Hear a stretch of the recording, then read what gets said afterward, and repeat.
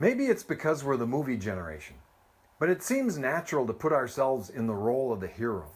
We're Tom Cruise in Top Gun, Mel Gibson in Braveheart, and John Wayne in the Westerns. We're wired to assume the role of the hero as we watch the story unfold. If nothing else, we're legends in our own mind. This is Tom Miller. Call me the Tominator. I'm pastor of Central Assembly in Superior, Wisconsin, and this is Fuel for the Fire, volume 656, The Real Hero. I've read the story of David and Goliath countless times. The armies are set in battle array. The Philistines on one mountain, the Israelites on the other, a valley between. It's a stalemate until Goliath, the champion of the Philistines, steps out to challenge Israel's army, to send a challenger to fight, winner take all. The story takes a turn when a teenager named David is sent to the front line by his father to carry supplies to his older brothers who are involved in the battle. David marvels there are none to accept the challenge of the heathen giant. So he dashes to a nearby brook and pockets 5 smooth stones, of which he will need but one.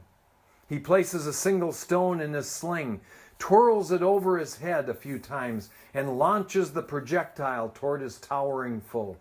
He scores a direct hit, and the rock embeds itself into the forehead of Goliath, and he falls hard.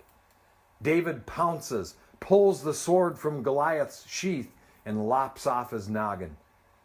My problem is, if I was inserted into the script, I would never be the one to step out of the ranks, willing to grapple with the big guy.